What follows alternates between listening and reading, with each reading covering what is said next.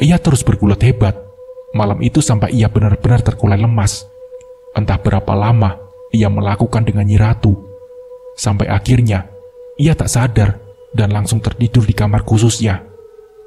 Beberapa jam kemudian, saat kesadarannya kembali, ia merasa hanya sendirian di kamar. Sarji sendiri tak tahu kapan persisnya Nyi Ratu pergi meninggalkannya. Menjelang pagi, ia sudah mulai benar-benar pulih dan sadar. Sarji mulai bangun dari posisinya yang masih terlentang.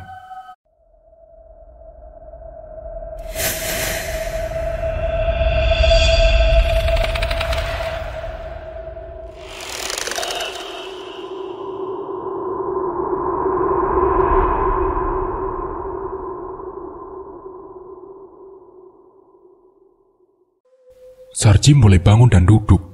Matanya langsung melihat uang dan lempengan emas berserakan di atas spraynya bercampur keringat dan bunga. Setelah melihat dengan seksama kenyataan di dalam kamar, Sarji mulai senyum-senyum sendiri.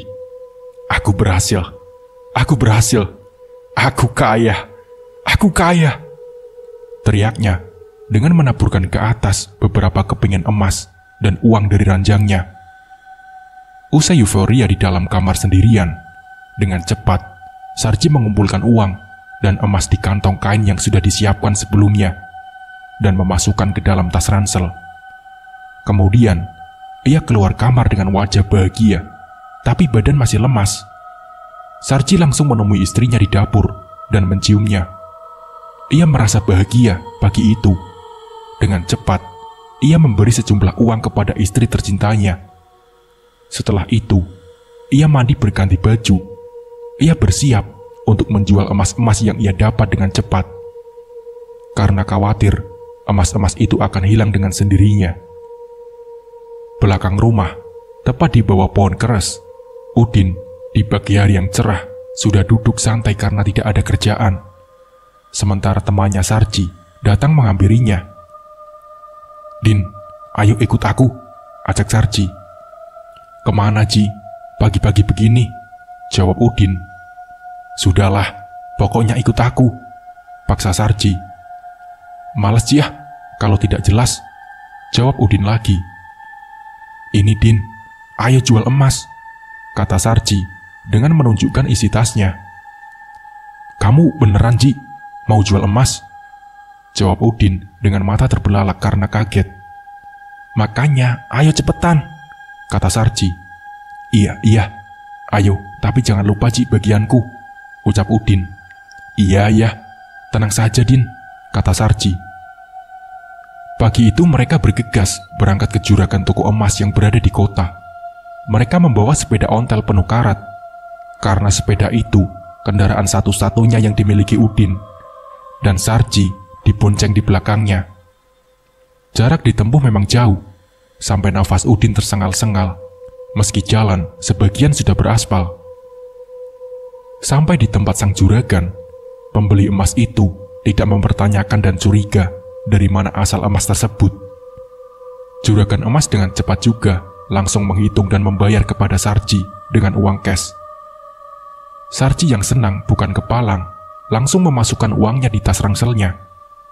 Dirasa transaksi sudah selesai, ia mengajak Udin dengan cepat kembali pulang. Di tengah perjalanan, ia melihat showroom sepeda motor. Merasa sudah punya uang, akhirnya ia mampir dan membelikan motor dari hasil penjualan emasnya. Sarji pulang dengan membawa motor perdananya, sedangkan Udin tetap mengayuh sepedanya sampai ke rumah. Udin yang merasa dapat bagian, setelah menaruh sepedanya di rumah, ia langsung ke rumah Sarji. Udin dengan cepat langsung duduk di ruangan tamu Sarji, sambil menunggu temannya keluar dari kamar. Waktu pintu kamar terbuka, terlihat wajah Sarji dan senyumannya bahagia mengembang. "Ji, bagianku mana?" tanya Udin yang sudah tidak sabar. "Oh iya, sebentar Din, tunggu dulu," jawab Sarji. Sarji kembali masuk ke dalam kamar mengambil uang dan keluar memberikan uang kepada Udin. Tapi bagiannya setelah dipotong hutang kemarin, dengan wajah sumringah, Udin berjalan cepat kembali pulang. Di tengah perjalanan, ia melihat ayah Sarji, sebut saja Pak Dekarto, Ia sedang meringis kesakitan, memegangi kakinya di bawah pohon keres. Udin pun menghampirinya. "Kenapa Pak D? Ada apa?" tanya Udin. "Kakiku digigit ular, Din," jawab Pak Dekarto yang meringis menahan sakit. "Loh, kok bisa deh? Digigit di mana?" tanya Udin sambil melihat kaki Pak Dekarto. "Waktu jalan lewat belakang rumahku tadi, Din. Di rumput-rumput sebelah itu," jawab Pak Dekarto dengan menunjukkan tempat di mana ia digigit ular pertama kali. "Oh, mana deh yang digigit?" tanya Udin sambil melihat kaki Pak Dekarto.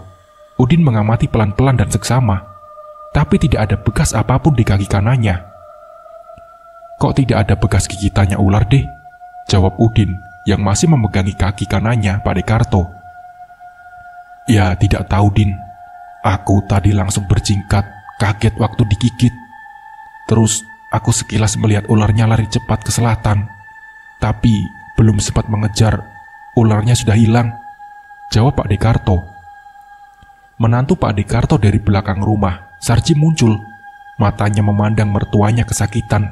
Dengan cepat, dia mendatangi Udin dan Pak Dekarto. Saat istri Sarji sampai di tempat Pak Dekarto kesakitan, Udin langsung menceritakan kejadiannya. Sore itu, istri Sarji langsung menuntun mertuanya masuk ke dalam rumah.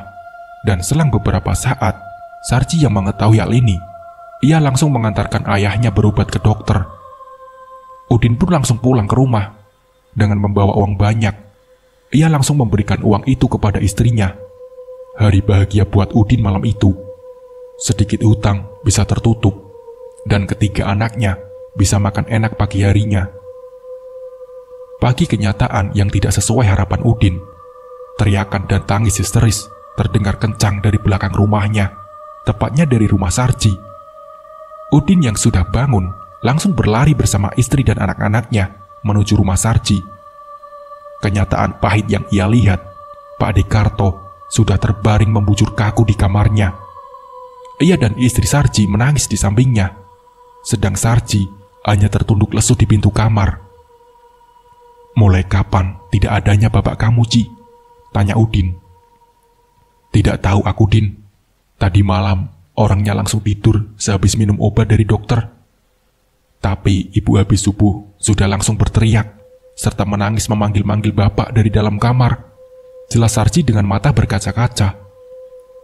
"Yang sabar, Ci," kata Udin dengan menepuk-nepuk pundak Sarji. "Iya, Din," jawab Sarji. "Din, tolong panggilkan kakakmu yang pemuka agama, biar cepat dirawat bapakku ini," pinta Sarji. Udin hanya mengangguk pelan. Ia langsung bergegas menuju pemuka agama di kampungnya, yang berada di ujung pertigaan desa. Setelah sampai dan memberitahukan kepada pemuka agama, Udin mengumumkan berita duka kematian ayahnya Sarji di masjid. Jam 8 pagi, semua warga dan sanak saudara Pak Dekarto berdatangan ke rumah Sarji. Warga mulai memenuhi sekitar rumah Sarji karena ayahnya yang meninggal tiba-tiba. Tapi kematian Pak Dekarto waktu itu masih dirasa wajar oleh masyarakat. Hal itu masih umum di sekitar lingkungan kampung Sarji. Jam 9 pagi, jenazah Pak Dekarto dimandikan. Selanjutnya, dirawat dan siap untuk disolati. Saat jenazah masih di rumah Sarji, banyak warga ikut mensolatinya. Sebab Pak Dekarto sendiri di desa terkenal orangnya baik dan rajin beribadah. Jadi wajar banyak yang ikut mensolatinya.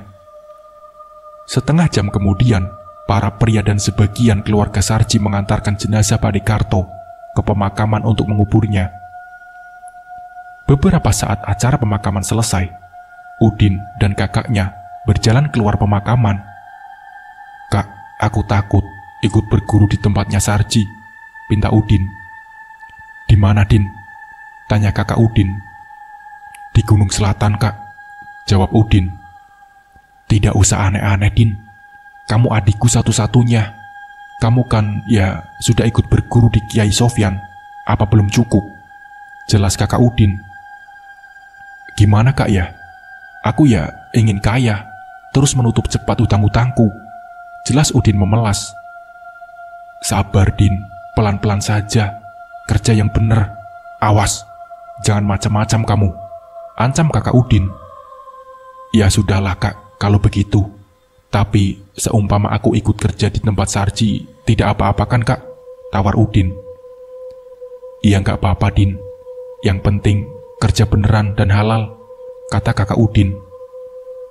Ya sudah kak, kalau begitu terima kasih, jawab Udin pasrah, karena harus patuh kepada sang kakaknya. Hari itu ditutup dengan kesedihan mendalam bagi keluarga Sarji. Udin dan kakaknya pulang ke rumah masing-masing. Seperti pada umumnya, setelah ada orang meninggal, di kampung sehabis maghrib acara keagamaan diadakan di rumah duka. Malam itu, Udin membantu keluarga Sarji dengan mulai menyiapkan perlengkapan acara sampai beres-beres selepas acara keagamaan, serta duduk sejenak ikut menemani dan menemui tamu-tamu Sarji yang datang di malam hari. Sekitar jam 12 malam, ia pulang untuk tidur, dikarenakan ketika anaknya tidur satu ranjang bersama istrinya, Udin memutuskan untuk tidur sendirian. Udin merebahkan tubuhnya di kursi bambu panjang yang berada di ruang tamu. Malam itu, Udin yang baru beberapa jam memejamkan mata bermimpi bertemu Pak Dekarto. Udin melihat Pak Dekarto sendirian di tanah lapang yang luas dan sepi. Ia yang masih terbungkus kain kafan sedang dililit ular hitam dan besar. Suara rintihan dan jeritan kesakitan seakan memenuhi padang yang luas itu. Din, tolongin Pak Din, pinta dan tangis Pak Dekarto yang menyedihkan. Dan suara tulang-tulangnya seperti remuk dililit dengan kencang oleh ular hitam besar itu. Udin hanya terdiam. Dia tidak bisa melakukan apapun. Seluruh tubuhnya terasa tak bisa bergerak sedikit pun. Jantungnya mulai berdegup kencang, serta bibirnya bergetar. Pak Deh, tangannya mencoba bergerak, dan kakinya juga ikut mulai berjalan. Perlahan, tangan Udin mau meraih tubuh Pak Dekarto yang terlilit ular besar. Mas, bangun, suara istri Udin yang membangunkannya. Udin langsung membuka mata dan duduk. Keringat dingin mulai mengucur dari sela-sela kulitnya.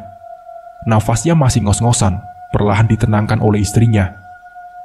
Udin hanya duduk termenung, dengan tatapan kosong ke bawah. Ia merasa Pak Dekarto sangat nyata dilihatnya barusan. Istrinya Udin berjalan ke dapur mengambil segelas air dan memberikan kepada Udin. Tangan istrinya mulai meminumkan dengan pelan air putih itu sampai habis. Sebenarnya mimpi apa Pak? Kok sampai berteriak-teriak panggil Pak D? Sampai kaget aku Pak, tanya istri Udin. Aku mimpi Pak Dekarto dililit ular besar Bu, kata Udin dengan raut muka yang sedih dan takut. Yang benar Pak, sahut istri Udin. Iya Bu, benar. Setelah ketegangan dan kesadaran Udin pulih, ia menceritakan mimpinya secara detail kepada istrinya. Tapi istrinya menanggapi dengan tenang. Bunganya tidur itu Pak, perbanyak istighfar Pak, nyebut, pinta istri Udin. Malam itu seusai bermimpi, Udin, istrinya, duduk berdua di ruang tamu. Beberapa saat kemudian, Udin disuruh istrinya untuk sholat malam. Udin pun mengikuti perintah istrinya. Waktu sholat, Udin masih teringat jelas dalam pikirannya tentang permintaan Pak Dekarto. Hingga pagi menjelang, Udin masih duduk terjaga di atas sajadah dan tetap terdiam dalam kamarnya. Padahal, istri Udin sendiri sudah sibuk di dapur sehabis subuh untuk menyiapkan sarapan dan bersih-bersih rumah. Ketika anak Udin juga sudah selesai mandi dan sudah siap pergi bersekolah. Rumah Udin semakin sepi. Ketika anak-anaknya pergi bersekolah, kelambu kamar Udin tersibak dan terbuka oleh tangannya. Langkah kaki Udin keluar menuju belakang rumah. Dalam perjalanannya melewati dapur, ia tidak memperhatikan apapun yang berada di rumah. Udin langsung duduk di kursi kayu, di bawah pohon keres, dengan tatapan kosong dan perasaan gelisah. Tak berapa lama, Sarji dari belakang rumahnya datang menghampirinya seperti biasa. Ada apa, Din? Tanya Sarji yang mengagetkan Udin di tengah lampunannya. Tidak ada apa-apa, Ji, jawab Udin yang mulai reda rasa gelisahnya. Tidak biasanya kamu seperti ini, Din, serga Sarji yang tidak percaya atas gerak-gerik dan ekspresi wajah Udin. Lama terdiam, perlahan bibir Udin mulai menceritakan mimpinya semalam kepada Sarji. Sedangkan Sarji yang duduk di sampingnya mengamati dan memperhatikan penjelasan Udin dengan serius. Di akhir cerita, Udin menoleh kepada Sarji yang masih di sampingnya. Gimana, Ji, menurut kamu? Tanya Udin serius. Ya, anggap saja bunganya tidur, Din. Toh, bapakku sudah tidak ada. Jangan diingat-ingat terus. Udin kembali diam, karena jawaban yang didapat sama dengan jawaban istrinya. Merasa belum puas dan kecewa atas jawaban yang didapat pagi hari, Udin tanpa pamit kepada Sarji serta istrinya, ia langsung pergi ke temannya yang lain untuk menanyakan pekerjaan baru. Ia bermaksud untuk mencari pekerjaan dengan tujuan utamanya adalah untuk menutup hutang yang sudah membelit pedih dan menghilangkan kenangan mimpi bersama Pak Dekarto. 3 hari selanjutnya, akhirnya Udin dipanggil temannya untuk bekerja meski sebagai kuli pasar. Meski penghasilannya masih dibilang kurang dari cukup dalam sehari, tetapi ia jalani daripada tidak ada pemasukan sama sekali. Kegiatan keagamaan di rumah Sarji terus berlanjut sampai 7 hari. Hari ke-7, seperti biasa, di sore hari selepas dari pasar, sekitar jam 5, Udin membantu mempersiapkan perlengkapan dan ikut acara keagamaan selepas maghrib. Malam hari ke-7, Udin pulang larut lagi. Ia langsung tidur di kamarnya bersama istrinya.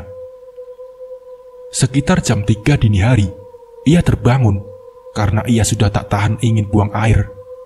Kaki Udin berjalan dengan cepat menuju kamar mandi yang berada di belakang rumah. Letaknya kamar mandinya kebetulan terpisah dari rumah utama. Udin berjalan melewati dapur dan membuka daun pintunya dengan cepat. Ia berjalan tanpa memperhatikan keadaan sekitar sama sekali, karena sudah tak tahan lagi menahan untuk buang air kecil. Selesai dari kamar mandi, dengan kesadarannya sudah pulih 100%, ia berjalan masuk ke rumah dengan pelan. Tak sengaja, kepalanya menoleh ke arah pohon keres yang menjadi tempat favoritnya selama ini. Dari sorot sinar kuning belakang rumah, Udin dan Sarji saling bertemu. Nampak sosok Pak Dekarto duduk sendirian, dengan wajah menghitam, hidung masih tersumpal kapas, bibir pucat, dan kain kafannya sangat lusuh kecoklatan. Keadaan Pak Dekarto yang berdiri menatap Udin sudah menjadi pocong. Kondisi di seluruh tubuhnya terlihat seperti habis tercabik-cabik sesuatu yang tajam. Seluruh kain kafannya terkoyak dengan kain yang lusuh, serta mengeluarkan darah, bau amis dan busuk. Melihat kondisi Pak Dekarto yang menyeramkan, Udin langsung berlari cepat kembali ke rumahnya. Prak! Suara pintu dapur yang dibanting Udin tanpa menguncinya kembali. Ia berlari secepat kuda, serta membacakan doa sebisa-bisanya. Sampai di kamar, sempat mengunci daun pintu kamarnya yang terbuat dari triplek. Sampai di kamar, Udin langsung membantingkan tubuhnya di ranjang. Tubuh Udin tidur tertelungkup, ikut berdesakan dengan istri dan anaknya, tanpa ada kata yang terucap. Istri dan anak-anak Udin pun tak ada yang terbangun atas desakan tubuh Udin. Hanya gerakan, tak sadar, anaknya yang memeluknya dari samping. Samar-samar dari belakang rumah Udin, ada yang memanggil. Din, Udin, Udin, ini Pak Dile. Tolong Pak Dile, tolong Pak D. Suara panggilan itu. Udin pun tak menghiraukan panggilan itu, karena ia sadar Pak Dekarto sudah meninggal. Dalam ketakutan sendirian, ia langsung menutup telinganya dengan bantal rapat-rapat. Meski rasa sesak di dada dan bernafas sulit, ia tetap membaca doa atau kalimat apapun sebisanya karena takut. Suara pintu dapur Udin yang terbanting dan melambai karena belum terkunci. Hembusan angin yang kencang dari dapurnya tiba-tiba ikut masuk ke dalam kamar Udin, melewati sela-sela pintu kamarnya. Udin yang ketakutan tetap berusaha tidur dan membaca doa sebisanya, sampai akhirnya ia tertidur dalam ketakutan. Pagi harinya, Udin bangun paling akhir. Udin langsung berjalan ke setiap sudut rumah, mencari dan memeriksa keberadaan istrinya.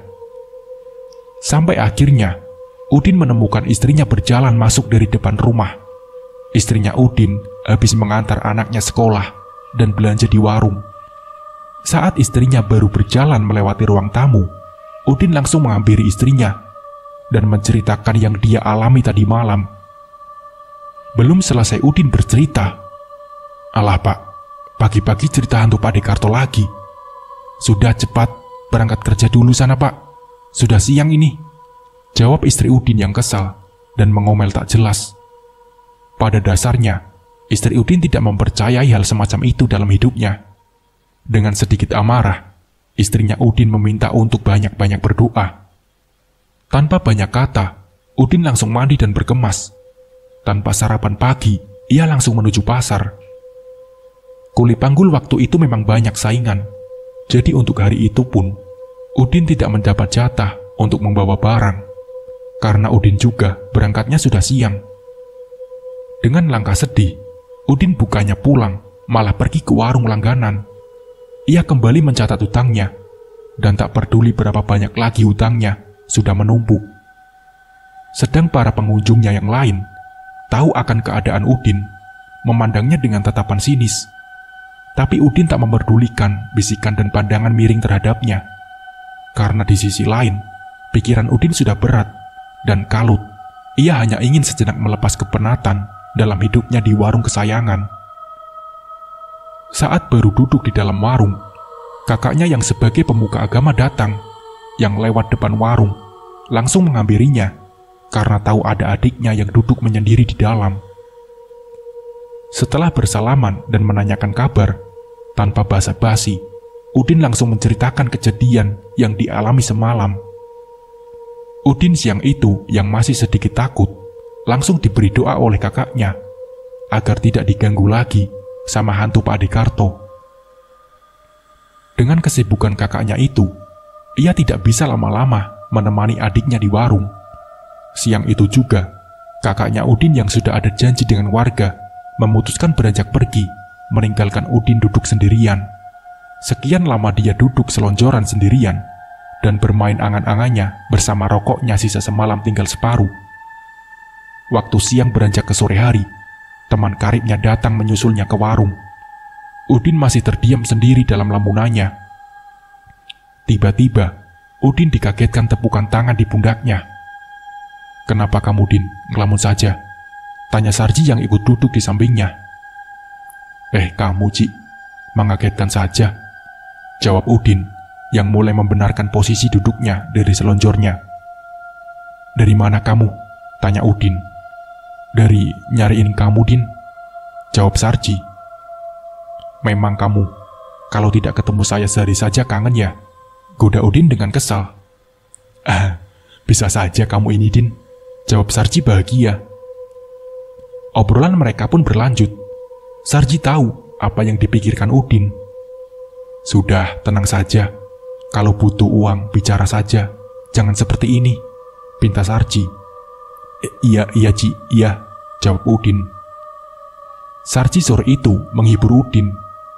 Candaan Sarji yang jenaka membuat Udin sendiri cukup terhibur dan melupakan beban hidupnya.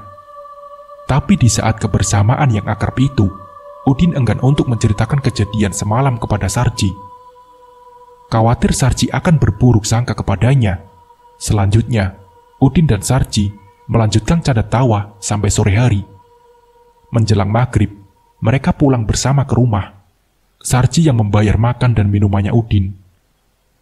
Saat sampai di rumah, tak lupa, Sarji membantu Udin lagi dengan memberikan sejumlah uang untuk kebutuhan keluarga Udin. Hari berganti minggu, Udin sudah tidak mendapatkan gangguan lagi dari hantu Pak Dekarto. Bulan purnama kedua datang menyambut. Sarji melakukan hal seperti malam purnama pertama dengan Nyi Ratu Blorong. Paginya juga, ia pergi menjual hasil jerih payahnya tetap bersama Udin. Setelah mendapatkan uang, Sarji juga memberikan bagian kepada Udin, meski tambah sedikit bagiannya. Hari terus berjalan. Di saat menjelang 40 harinya Pak Dekarto, pagi yang masih buta, Ronald datang ke rumah Sarji. Seperti biasa, ia bertemu kepada kawan seperguruannya yang menagih uang kepada Sarji. Si tuan rumah sendiri pun sudah menyiapkan sejumlah uang untuk melunasi hutangnya kepada Ronald. Bahkan dalam 2 bulan, Sarji sudah mampu melunasi hutang-hutangnya di tempat lain. Pagi itu transaksi berjalan lancar. Pembayaran hutang diterima Ronald dengan senang hati. Ronald sendiri mengajak bercengkerama dengan Sarji di ruang tamunya setelah melihat temannya yang sudah berhasil. Kedekatan mereka sudah seperti saudara kandung. Matahari mulai meninggi. Sinarnya ikut masuk menerangi ruang tamu Sarji. Ronald melihat kedatangan tamu masuk ke rumah Sarji. Semakin siang semakin banyak yang datang. Dengan rasa semakin penasaran, ia bertanya kepada Sarji. "Ada apa, Ci? Kok orang-orang pada berdatangan?" kata Ronald. "Oh, orang-orang itu mau membantu buat acara 40 harinya Bapak," jawab Sarji dengan tenang. "Loh, Bapak kamu kenapa, Ci?" tanya Ronald penasaran. "Bapakku meninggal, Nal," jawab Sarji mulai sedih. "Kok tidak bilang dari tadi kamu?" tegas Ronald. "Alah, buat apa, Nal? Yang penting kamu sekarang sudah tahu sendiri kan, sudah beres," kata Sarji. "Sama, Ci, istriku habis meninggal. Kemarin habis 7 harinya," kata Ronald serta menekuk wajahnya ke bawah. "Masa, Nal?" tanya Sarji kaget. "Erna istrimu itu meninggal. Kenapa, Nal?" Cerocos Sarji. "Ya, kecelakaan, Ci," jawab Ronald singkat. Selanjutnya, Ronald menjelaskan panjang lebar dengan detail perihal kronologi istrinya Ronald meninggal. Sedangkan Sarji menyambung cerita Ronald dengan cerita bapaknya sendiri yang meninggal. Mereka berdua merasa sedih karena ada kesamaan dalam nasib yang hampir bersamaan. Tapi ada sesuatu hal dari Sarji dan Ronald yang masing-masing disembunyikan.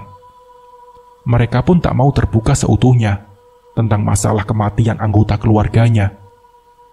Di akhir pertemuan, Ronald menawarkan kerjasama kepada Sarji untuk usaha. Perlahan, Ronald membujuk Sarji melakukan hal itu agar kekayaan Sarji yang didapat secara singkat dari Nyi Ratu tidak menimbulkan kecurigaan di mata masyarakat. Sarji yang habis mendengar tawaran Ronald tanpa pikir panjang mengiyakan kerjasama tersebut. Ia berpikir ada benarnya juga pendapat dan tawaran Ronald. Mereka berdua sepakat kerjasama akan dimulai minggu depan karena Sarji sendiri sudah punya gambaran toko dan gudang yang siap disewa. Besoknya, Sarji mengajak Udin pergi untuk menemui serta bernegosiasi dengan pemilik toko dan gudang. Setelah bertemu di rumah pemiliknya, perdebatan panjang tawar-menawar sewa antara Sarji dan pemilik sangat lama. Sampai akhirnya, sore hari kesepakatan tercapai. Udin yang masih kerja kuli panggul di pasar ditunjuk oleh Sarji untuk mengelola usaha tersebut. Dengan senang hati, Udin menerimanya dan pensiun jadi kuli panggul hari itu juga. Keesokan hari, Udin membersihkan toko dan gudang dibantu para pekerja lain. Sarji sendiri pergi bersama Ronald untuk belanja mengisi toko dan gudangnya. Sebagian isi toko Sarji, barangnya dipasok oleh Ronald, mulai besi, semen, cat, dan barang yang bersifat fabrikasi. Tak begitu lama, toko Sarji seminggu kemudian dibuka. Di awal pembukaan langsung ramai pengunjung, karena toko Sarji terbilang besar. Karena juga di tempat Sarji masih jarang toko bangunan yang serba lengkap serta tempatnya yang terbilang strategis. Usaha yang pada awalnya hanya sebagai topeng dengan berjalannya waktu, kini benar-benar berjalan di luar dugaan. Bulan demi bulan, Purnama demi purnama telah dilewati Sarji. Pundi-pundi kekayaannya semakin meningkat pesat. Kebahagiaan di tahun pertama, keluarga Sarji semakin terlihat, mulai dari merenovasi rumahnya dan membuat garasi kendaraan pribadinya yang besar serta mewah. Sarji juga membeli kendaraan roda 2, roda 4, dan roda 6. Begitu juga tanah-tanahnya semakin bertambah. Sarji juga membeli beberapa sawah di daerahnya. Dengan bertambahnya semua itu, Udin selaku orang kepercayaannya tetap mengelola semua harta Sarji. Menumpuknya beban Udin, gaji yang ia dapat juga semakin besar, sampai akhirnya ia bisa melunasi semua hutang-hutangnya. Dengan kesuksesan Sarji, sikap Udin selama itu juga tidak menaruh kecurigaan apapun kepadanya, karena setahu Udin, selama ini Sarji masih bertingkah normal. Udin beranggapan bahwa Sarji selama itu hanya melakukan amalan yang dikasih Mbah Dirjo, sedangkan kematian bapaknya Sarji sudah terlupakan oleh harta yang datang tiba-tiba serta melimpah. Tapi ibunya masih belum bisa melupakan Pak Dekarto, dan istri Sarji juga sampai saat itu juga masih belum dikaruniai seorang anak. Selepas bulan purnama ke-13, Ibu Sarji atau Bu Dekarto tidak seperti biasanya. Pagi hari, selepas sholat subuh, ia memasak di dapur sendirian. Bu Dekarto masak dengan semangat, entah apa yang menjadikannya demikian pagi itu. Pertama, Bude menanak nasi terlebih dahulu. Sambil menunggu nasi matang, Bu Dekarto mulai memasak sayur. Bu Dekarto mengambil sayur sop yang sudah tersedia di almari es. Perlahan, dia duduk di bawah, bersiap mengupas kulit kentang. Ia dengan perlahan dan hati-hati mengupas, memotong wortel dan kentang kecil-kecil di atas telenan kayu. Di tengah kegiatannya memotong semua sayuran yang hampir selesai, ada ular kecil hitam mendatanginya dari bawah sela-sela pintu di sampingnya. Spontan, Bu Dekarto yang kebetulan melihatnya dengan cepat mendatangi ular kecil itu. Bu Dekarto yang sudah membawa pisau melekat di genggamannya. Tanpa berpikir panjang, dia langsung mencincangnya jadi kecil-kecil, seperti potongan sayuran. Melihat ular kecil sudah mati, Bu Dekarto mengumpulkan potongan tubuh ular itu dengan sapu lidi. Dengan segera, ia memasukkan ke kantong plastik hitam dan membuang di belakang rumahnya. Tepatnya, sampah ular itu masuk di rimbunan semak-semak rumput yang agak tinggi. Tapi tak berapa lama, potongan-potongan ular memanjang, membentuk kepala dan ekor kembali. Dari sekian banyak bagian potongan, akhirnya menjadi ular kecil yang utuh, seperti sedia kala. Ular yang kembali hidup mendatangi Bu Dekarto dengan cepat di dapur. Di saat Bu Dekarto yang berdiri di dapur mencuci sayuran, tak sadar, di bawah kaki Bu Dekarto telah berkumpul banyak ular. Di waktu kepalanya menunduk, Bu Dekarto kaget bukan kepalang, karena hal aneh terjadi di depan matanya. Begitu banyak ular di lantai. Ia tertegun sejenak melihat kejadian itu. Masih dalam diamnya Bu Dekarto, ular-ular kecil yang sudah di bawahnya dengan cepat kepalanya naik sedikit untuk menggigit kakinya. Sadar ular itu akan menggigit, Bu Dekarto berlari ke depan dan berteriak, "Tolong, tolong Ji, ada banyak ular!" teriak Bu Dekarto. Tapi apa daya, dalam pelariannya ke depan, tak sadar, kaki Bu Dekarto sudah terpatuk beberapa ular. Sarji yang kaget, langsung keluar kamar dan menghampiri ibunya. "Ada apa, Bu?" kata Sarji. "Itu nak, banyak ular mengejar ibu," jawab ibunya menatap Sarji serta berjingkrak-jingkrak karena panik dan takut. Sarji melihat di belakang ibunya tidak ada apapun, dan ia kembali menatap ibunya. "Mana Bu? Mana? Tidak ada apa-apa kok," jawabnya dengan meyakinkan dan menenangkan ibunya. Bu Dekarto ikut melihat di belakangnya. Ternyata ular-ular kecil tadi sudah tidak ada. Saat itu perasaan Bu Dekarto mulai tenang, tapi ia merasakan sakit di kedua kakinya seperti ditusuk-tusuk jarum. "Tapi kaki ibu kok sakit begini, Leh?" kata ibunya yang memegangi kaki kanannya. "Sebentar, Bu. Ibu duduk dulu di kursi. Saya lihat dulu," perintah Sarji. Sarji kemudian berjongkok untuk melihat kedua kaki ibunya yang dirasa sakit. Dia melihat dengan cermat dan perlahan. Sekian kali diamati dengan mata Sarji sangat dekat, kedua kaki ibunya tidak ada bekas apapun. Semua kulit kakinya terlihat normal. Dalam lubuk hatinya, teringat kejadian akan hal dialami oleh bapaknya 1 tahun yang lalu. Dalam keadaan panik dan sedih, ia langsung memutuskan untuk mengajak ibunya ke dokter terbaik di kotanya. Karena semakin lama, ibunya merasa semakin merasakan sakit di kakinya, sampai rasa sakit itu menjalar ke seluruh tubuhnya. Dalam kondisi kesakitan, ibunya dibawa dengan cepat oleh Sarji dan istrinya ke dokter. Waktu di tempat dokter, ibunya diperiksa dan langsung disuntik. Perlahan, sakit ibunya Sarji mereda untuk sementara. Dalam kondisi ibu Sarji yang sudah tenang dan merasa baikan, mereka kembali membawa ibunya pulang ke rumah. Sampai di rumah, ibunya dibaringkan di tempat tidur kamarnya dan dijaga oleh istri Sarji. Sementara Sarji pergi ke toko dan sawah untuk sekedar mengawasi serta melihat hasil kerja Udin di lapangan. Hari menjelang malam, Udin dan Sarji pulang bersama. Kedatangan mereka berdua dikagetkan dengan banyak orang yang sudah memenuhi rumah Sarji, dan tangis pilu dari beberapa tetangga serta kerabat Sarji yang sudah berada di rumahnya. Sarji masuk perlahan ke rumahnya di tengah kerumunan warga. Beberapa warga dan kerabat yang sudah berdiri berjajar di dalam rumahnya. Ia melewati beberapa kerabatnya dan menepuk pundak Sarji dengan mengatakan, "Yang sabar ya, Ji." Setelah tiba di kamar ibunya, ia melihat ibunya sudah tiada lagi, sedangkan istrinya tetap setia menangis di samping mayat ibu Sarji. Singkat kata, malam itu sekitar jam 11 malam, ibu Sarji langsung dikebumikan. Dari sinilah kekacauan hidup mereka dan inti dari cerita Nyi Ratu Blorong dimulai. Sebut saja Retno untuk panggilan istri Sarji. Ia masih sedih di malam kematian ibu mertuanya. Dari hubungan kekeluargaan, beberapa kerabat ikut menginap di rumahnya. Saudara yang menginap di rumah Sarji ikut menenangkan kondisi Retno. Saat itu, kondisi Retno sangat terpukul karena kehilangan ibu mertua secara tiba-tiba.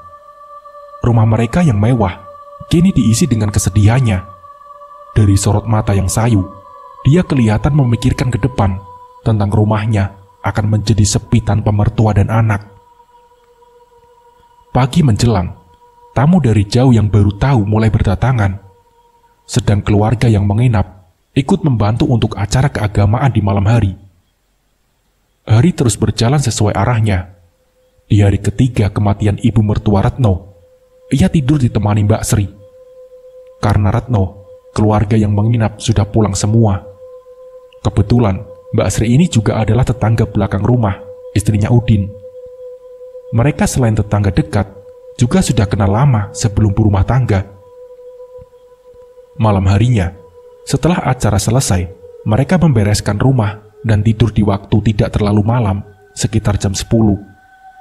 Retno dan Sri, serta ketiga anaknya, tidur berjajar di ruang tengah, beralaskan kasur yang tipis. Sedangkan Udin dan Sarji sendiri, setelah acara keagamaan, langsung keluar berdua ke gudang. Karena ada banyak barang yang datang, dan harus masuk malam itu juga. Sekitar jam 1 dini hari, Retno terbangun dari tidurnya. Ia mendengar ada yang memanggil-manggil namanya dari belakang. Nak Retno. Ini ibu sama bapak. Panggilan ini berulang kali, sehingga Retno yang mulai jengah dengan suara-suara panggilan ini, dengan kepala yang masih kantuk, ia memberanikan diri berjalan ke ruang dapur dan mencari asal suara tersebut. Ia memandangi semua sudut ruang dapur terlebih dahulu, dengan bantuan cahaya kuning dari belakang ruang dapur, sampai akhirnya Retno menyibak pelan tirai dapur yang menutupi jendela bersekat kaca bening. Saat ia melihat keluar, tak ada apapun di belakang rumahnya hanya sorot lampu kuning dari atas plafon. Dengan perasaan jengkel, ia memutuskan kembali untuk tidur. Tapi saat Retno baru berjalan di tengah dapur, suara panggilan itu muncul lagi. Kali ini Retno sudah hilang rasa takutnya. Ia memutar arah dan berjalan kembali mendekat ke jendela. Tangan Retno dengan cepat menyibak tirai ini kedua kali. Saat terbuka tirai itu, ia mendapati kedua mertuanya sudah berdiri tepat di depannya menjadi pocong dengan kainnya yang lusuh dan compang-camping semua. Mereka berdua membawa bau busuk yang menembus kaca dengan mukanya penuh luka sayatan. Ya Allah, astagfirullahaladzim, Bapak, Ibu, ucap spontan Retno, serta tangan kanannya mengelus dada. Saat Retno masih beradu pandang mematung bersama dengan itu, bibir kedua mertuanya berucap bersamaan. Ingatkan suamimu, nak. Teganya membuat bapak ibu menjadi seperti ini, ucap sosok mertuanya. Selesai mereka bicara, tubuhnya Retno masih tidak bisa digerakkan lagi karena tertegun. Dengan cepat, rasa takutnya menjalar ke seluruh tubuh, membuat ia bisa menggerakkan tubuhnya. Saat badannya merasa bisa digerakkan sedikit, Retno langsung berteriak histeris dan menggeleng-gelengkan kepala. Bapak, Ibu, tolong, tolong, tolong, ada bapak dan ibu di belakang, teriak Retno. Sri tadinya tidur terlelap dengan ketiga buah hatinya. Langsung terbangun kaget dan berjingkat cepat tubuhnya. Ia berlari menuju dapur dan langsung meraih tubuh Retno yang mengejang dan menyeretnya ikut duduk, serta memeluknya dengan erat di lantai. Tenang, Mbak, kata Sri. Bapak, Ibu, tangis histeris Retno mulai pecah di pelukan Sri. Ketiga anak Sri juga ikut terbangun. Mereka berjalan ke dapur dan berdiri di pintu memandangi Retno yang masih menangis histeris ketakutan. Malam itu Retno dibawa ke ruang tengah, tapi dalam kondisi masih menangis sesegukan sampai menjelang subuh. Istri dan anak-anak Udin tak ada yang kembali tidur. Dalam tangis sesegukan Retno, ia menceritakan pesan mertuanya kepada Sri, dan secara tak langsung anak-anak Udin juga ikut mendengarkan. Beberapa jam kemudian, Udin dan Sri tiba. Mereka langsung memarkirkan motornya di halaman rumah Sarji. Mendengar tangisan dari dalam rumah, mereka berdua bergegas untuk masuk ke dalam rumah. Sarji berjalan masuk duluan dengan membuka pintu yang terkunci dan menyalakan lampu di ruang tamu. Sedangkan Udin ikut berjalan di belakang Sarji. Saat Sarji mendapati istrinya menangis, ia mendekat dan mengambil alih pelukan dari tangan Sri. Sebenarnya ada apa, Bu? Sudahlah, Bu, jangan menangis terus. Jam segini kok pada belum tidur, ucap Sarji. Retno masih terus menangis sesegukan, tak menjawab apapun pertanyaan dari Sarji. Hanya gelengan kepala serta lirikan mata Sri yang bergerak di ruang tengah ditujukan kepada Udin. Sri menandakan ajakan untuk Udin segera pulang ke rumah. Udin yang melihat kode dari istrinya langsung mengajak semua anggotanya pulang ke rumah. Sri berharap Sarji bisa menenangkan istrinya sendiri dan mendapatkan informasi darinya tentang apa yang terjadi jika Retno sudah baikan. Di rumah, Sarji dan Retno kini mereka hanya tinggal berdua. Saat pagi, sinar terik matahari mulai masuk ke dalam ruang tamunya. Mereka berdua duduk lama dalam keheningan dan pelukan. Sinar pagi menembus celah, dan kaca di rumah Sarji yang menghangatkan tubuh membuat perasaan Retno ingin memulai bicara serius kepada suaminya tentang kejadian semalam. Pak, sekarang jujur sama saya. Sebenarnya apa yang kamu lakukan? Apa yang kamu sembunyikan dari saya? Tanya Retno sambil menghapus air matanya. Tidak ada yang saya sembunyikan, Bu, jawab Sarji menatap istrinya serius. Jujurlah, Pak, jujur, bentak Retno yang semakin menipis kepercayaannya kepada Sarji. Beneran, Bu, maumu bagaimana? Kalau tidak percaya, ya sudah, bentak Sarji dengan kasar. merasa pertanyaan Retno buntu. Dia memutuskan untuk diam, hanya memikirkan hal yang paling mengganjal di dalam hatinya. Sementara itu, Retno membiarkan saja keras kepala suaminya daripada ribut-ribut di pagi hari. Karena ia sendiri sadar, suaminya sebenarnya wataknya pemarah, dan ia tahu juga bahwa Sarji baru pulang, belum sempat istirahat sama sekali. Setelah emosi keduanya mereda, Sarji langsung pergi ke kamar untuk istirahat. Retno sendiri langsung menyibukkan diri dengan Sri, mengurusi kelengkapan untuk acara rutin nanti malam. Setelah siang hari, Sarji pergi entah kemana tanpa pamit kepada istrinya. Retno sendiri yang belum memperoleh jawaban dari Sarji dan melihat kondisi rumah sudah sepi, ia langsung menuju kamar khusus suaminya. Tapi kamar itu selalu terkunci dari luar, dan kuncinya selalu dibawa kemanapun sama Sarji. Sedikit memutar otak, istri Sarji meminta istri Udin untuk membantunya.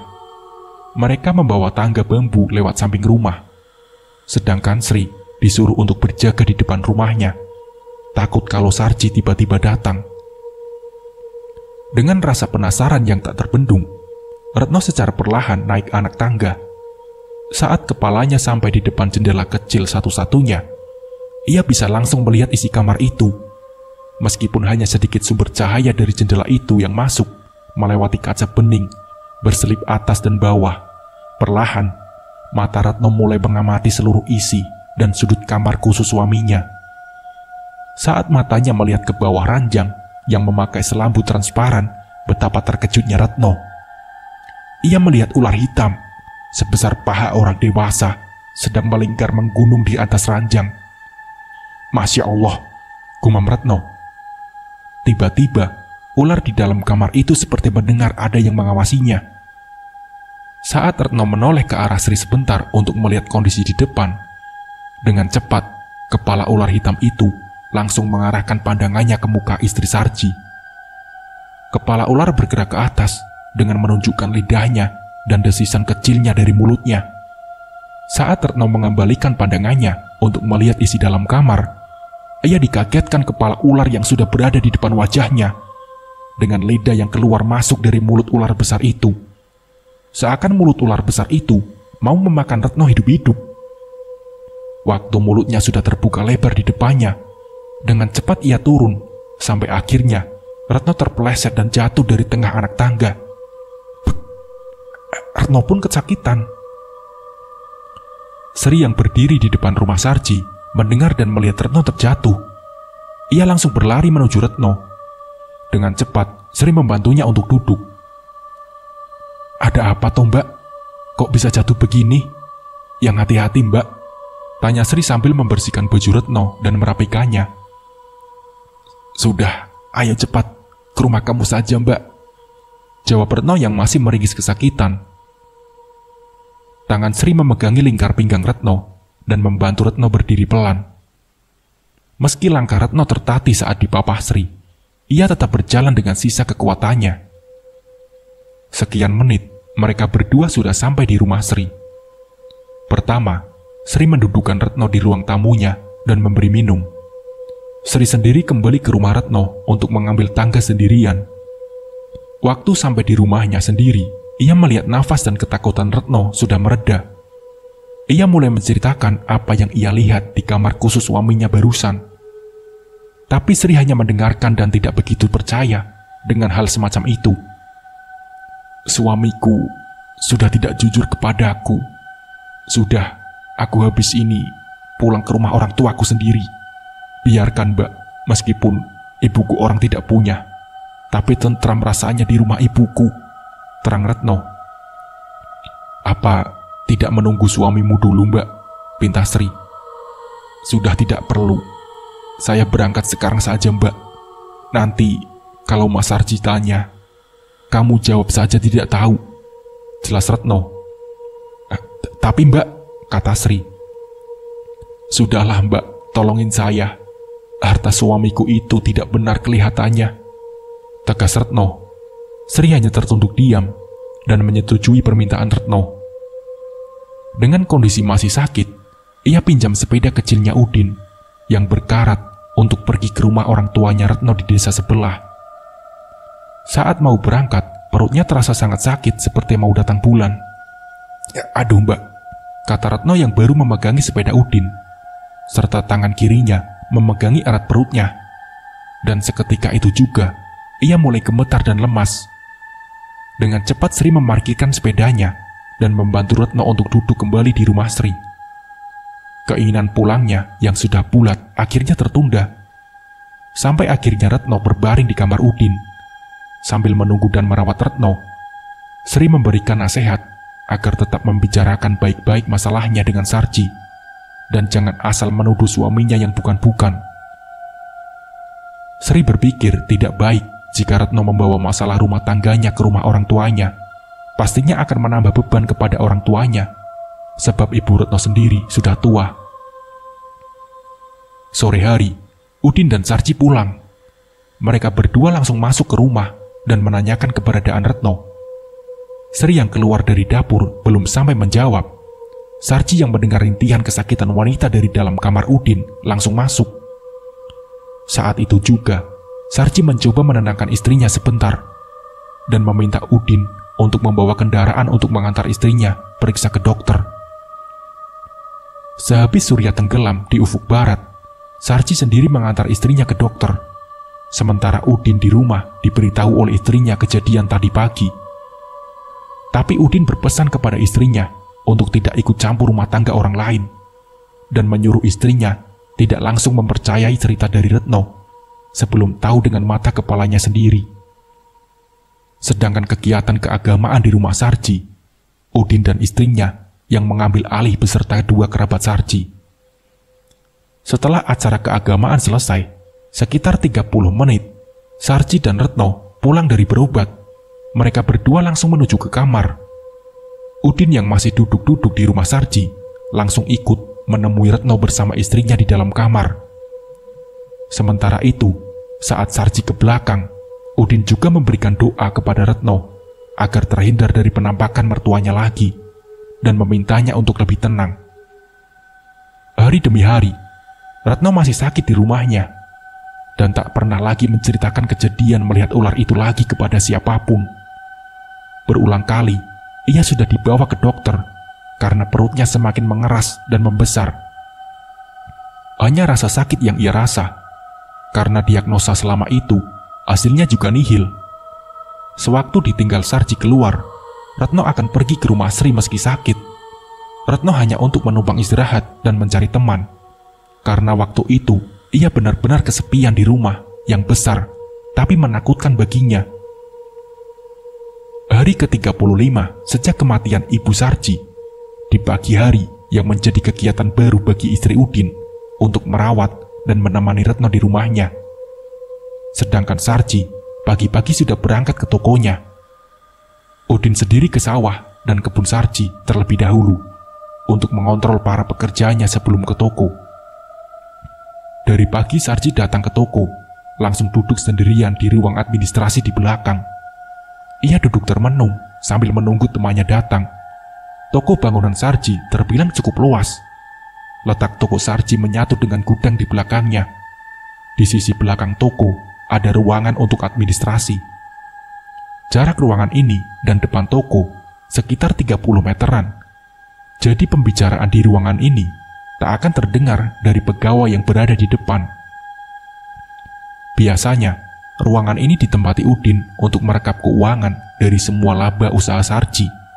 Tapi siang itu tidak demikian. Saat Sarji di dalam ruang yang sudah menunggu, 1 jam kemudian, Ronald datang ke ruangannya sendirian. Seperti biasa, Ronald datang menagih uangnya kepada Sarji untuk barang yang sudah terjual. Hari itu memang toko Sarji tidak seberapa ramai, hingga 3-4 orang pengunjung. Dari kesemua pengunjung, sudah dilayani oleh pegawai Sarji yang berada di depan. Udin baru datang ke toko bangunan. Toko Sarji juga yang sampai saat itu digunakan untuk pusat mengontrol semua usaha. Setelah ia memarkirkan motor di depan, ia melihat semua pegawai duduk dan melayani pembeli di depan semua. Udin berfirasat di belakang sudah ada Sarji dan Ronald. Karena rasa sungkan, Hal itu menjadi lumrah dilakukan para pegawainya. Udin langsung berjalan menuju ruang admin di belakang. Dalam perjalanan ke belakang, sapa dan senyum dari semua pegawai Sarji sebagian terlontar kepadanya. Di saat langkah kakinya sudah dekat dengan ruangan admin, Udin terhenti seketika karena mendengar suara agak meninggi dan marah dari dalam ruangan. Brek! Suara pukulan yang mengenai meja di dalam ruangan admin. Jancuk! Asu kamu, Nal. Tega kamu menumbalkan Erna. Bentak kasar Sarji. Maaf Ji, aku terpaksa, jawab Ronald. Kamu memang anjing, Nal. Dulu kamu janji ke aku, Erna bakal senang, tapi kenyataannya malah kamu tumbalkan. Jancuk! Bentak Sarji yang mengeras dan memegangi kerah baju Ronald. Gimana lagi, Ji? Masalahnya, Nyi Ratu mintanya Erna. Aku sendiri ya tidak punya pilihan lain waktu itu. Terus setelah Erna mati, aku tidak boleh sama Nyi Ratu nikah lagi. Aku disuruh cuma melayani orangnya saja, jawab Ronald yang bingung.